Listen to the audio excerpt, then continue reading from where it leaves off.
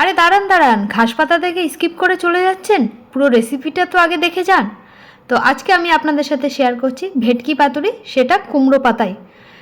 কলা পাতায় দিলে কলা পাতাটা ফেলে দিয়ে খেতে হয়, তো তার জন্য আমি আজকে তোমাদের সাথে শেয়ার করছি কুমড়ো পাতায় ভেটকি পাতুরি, যাতে কুমড়ো পাতাটা ফেলে না দিয়ে ভাতের সাথে মেখে খেয়ে নেওয়া যায়।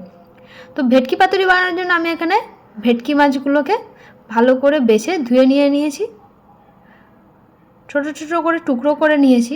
এবার এর মধ্যে আমি দিয়ে দিলাম একটা পাতিলেবুর রস, আর দিয়ে দিচ্ছি 1 চামচ নুন। পাতিলেবুর রস আর নুন দিয়ে মাছগুলোকে ভালো করে মেখে 10 মিনিটের জন্য ম্যারিনেট করে রেখে দেবো। এবার আমি সর্ষে আর পোস্ত ভালো করে মিক্সিতে পেস্ট করে নিয়েছি, আর ধনেপাতা কুচিয়ে এই সর্ষে পোস্তর সাথে ধনেপাতা কুচিটাকে ভালো করে মিশিয়ে নিয়েছি। এবার এই পুরো একটা ব্যাটার যেটা হলো সর্ষে পোস্ত ধনেপাতা কুচির, সেটা মাছের উপর দিয়ে বেশি করে কাঁচা সরিষার তেল দিয়ে দিলাম, দিয়ে খুব ভালো করে মাছগুলোর সাথে মশলাটাকে মেখে নেব। নিয়ে 10 মিনিট মাছগুলোকে ম্যারিনেট করতে রেখে দেব। এবার আমি এখানে কচি কচি দেখে কুমড়ো পাতা নিয়েছি, পাতাগুলোকে ভালো করে ধুয়ে নিয়েছি। তো এবার দুটো করে পাতা এদিক ওদিক করে বসিয়ে দিয়ে তার উপরে 1 পিস করে ভেটকি মাছ দেব, আর 2 চামচ করে গ্রেভি দিয়ে ভালো করে পাতাটাকে এদিক ওদিক মুড়ে সুতো দিয়ে বেঁধে দেব।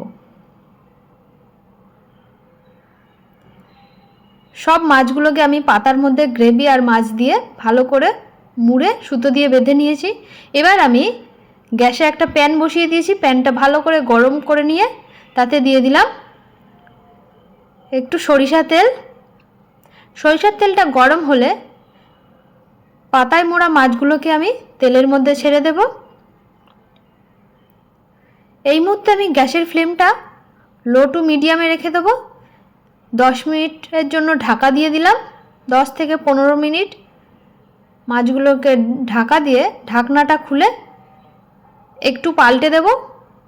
পাল্টে দিয়ে আবারও 15 মিনিট গ্যাসের ফ্লেমটাকে লো টু মিডিয়াম রেখে ঠিক এভাবে উল্টে দেব।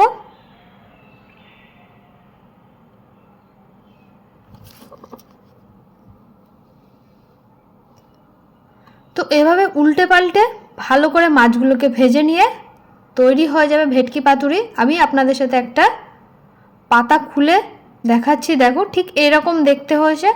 মাছটা কিন্তু খুব ভালো করে সিদ্ধ হয়ে গেছে, আর যেহেতু এটা কুমড়ো পাতা, তো পাতাটা হামেশাই আমরা ভাত দিয়ে মেখে খেতে পারবো, আর খেতে কিন্তু দারুণ হয়েছিল। তো তোমরা বাড়িতে অবশ্যই কলা পাতা বাদ দিয়ে কুমড়ো পাতা একবার